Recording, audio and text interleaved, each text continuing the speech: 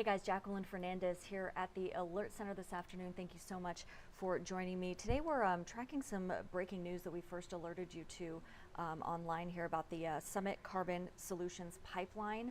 That was basically approved by the utility company. So that is the breaking news earlier, and now this live discussion that we're having right now. It's a 688 mile of hazardous liquid pipeline, and it moves through 29 counties. And the interesting part of this is that this ruling allows the company to use eminent domain, which basically means they can force landowners in these various counties to provide access for the pipeline to tunnel underneath their properties. So that's a contentious sideline to this discussion today. We do have this story for you available on our website. That is WOWT.com. And we typically have all of our breaking news banners at the top of the screen, like you can see right now, and you can always head here for more information. So this is our breaking news, the pipeline approved, and then here's what Summit Carbon Solutions must do. So we'll get to that in a second. But here's the story done by our very own Dave Price. I'm sure we'll hear from him a little bit later in our broadcast, just talking about this this truly monumental ruling for the people in these counties, and what this will mean, et cetera, et cetera. So here is the full ruling. This is about a little over 500 pages if you want to get in there and go through the whole thing. So it's 507 pages long. Good luck to you if you want to read the entire ruling. But this part does include a section of the ruling from the board that says, quote, after weighing numerous factors for and against Summit Carbon's petition, the board found the service to be provided by Summit Carbon will promote the public convenience and necessity. So that is something that they outlined this. The board also said the pipeline, which would transport carbon emissions from biofuels plants into a permanent underground storage facility in North Dakota, Summit can now fulfill the right to do that.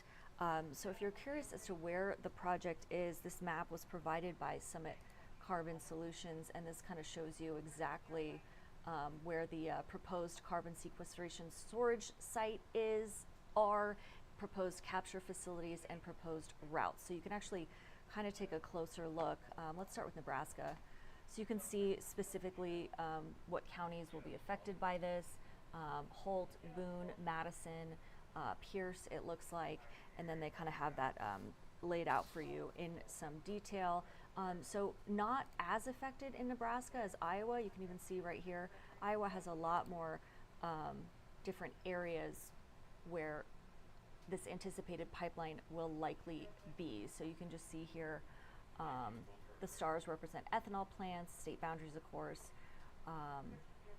potential expansion routes. So that's in this fuchsia color here. And this is where the blue is where the projected pipeline will be at this point. But just thinking forward, as Summit now has the go-ahead to do so.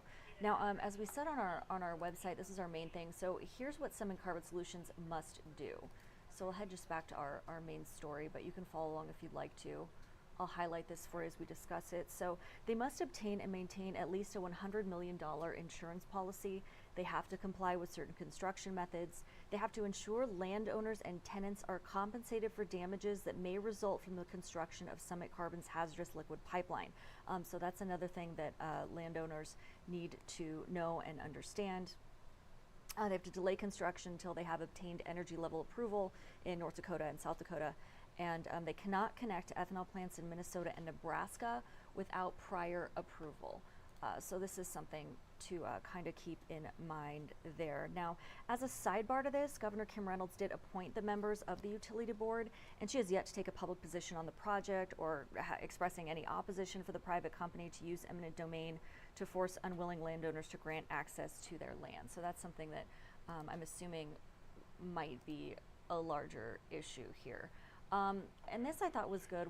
We're back to Summit Carbon Solutions website. If you kind of take a look at the footprint of this map that we talked about earlier, are you a landowner with questions? Contact us. So this is something that you can do, right? Your name, your email. Do you have a question? And you can kind of send it away, and then hopefully someone with the company will get back to you and kind of further explain what exactly this means for us. So that is our story today. Pipeline approved. Summit Carbon Solutions must do various things in order to maintain that they are installing the pipeline correctly. And again, they do have eminent domain, so talking to landowners, making sure that landowners are compensated for any issues that may arise. And they must at least have a $100 million insurance policy. If things do go awry, that's just a level of safety for there. So that's kind of the focus of the story this afternoon. And of course, I'm sure we'll see Dave Price in our broadcast coming up in our later shows. Meantime, before we go though, it's a sweltery hot day out there. Not nearly as bad as yesterday, but personally, I can't tell. You walk outside, you're sweaty, right? So here's a live look at Blackstone. You can see a lot of clouds in the sky. I do know it's pretty swampy out there.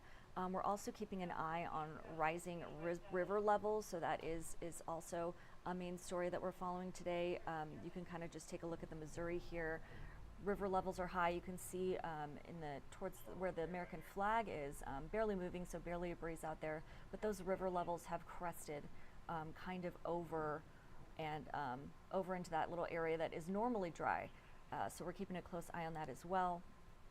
Before we go, I'd like to take a look at Children's Nebraska just to kind of see how we're doing on Dodge. So traffic seems like we're flowing smoothly there, and it looks like the sun's being blocked by some clouds. Probably not a bad thing, as it's a 6 First Alert weather day. Senior Chief Meteorologist Rusty Lord says he's keeping an eye on the weather for us, and as is the 6 First Alert weather team. We may have thunderstorms later tonight as well, so something to take note of, but I'll leave that to our meteorologists to give you more information on that. In the meantime, thank you so much for joining me at the Alert Center. I'm Jacqueline Fernandez, and I'll be seeing you on 1st to 3 along with our Dave Zavolinsky. Have a wonderful day.